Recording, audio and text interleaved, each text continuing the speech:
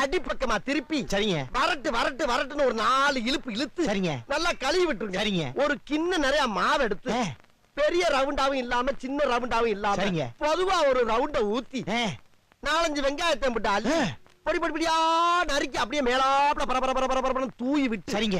ஒரு நீளமான கேரட் எடுத்து அதையும் பொடி பொடியா நறுக்கி சரிங்க. அப்படியே மேலாப்ல பரபரப்பா தூவி விட்டு சரிங்க. ஒரு 16 கரண்டி நெய் எடுத்து சரிங்க. அதுல 6 கரண்டி நெய்ய உள் சைடு அப்படியே லேசா விளாவி விட்டு சரிங்க. 10 கரண்டி நெய்ய தோசைக்கு வெளி சைடு அப்படியே மேலாப்ல விளாவி விட்டு சரிங்க. இட்லி பொடி இருக்கு பாத்தீங்களா, அத அப்படியே அள்ளி மலை சாரல் மாதிரி அதை மேலாப்ல பரபரன்னு அப்படியே பேய விட்டு சரிங்க.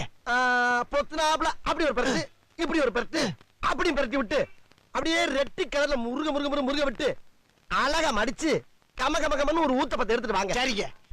அண்ணனுக்கு ஒரு ஊத்தப்பம்.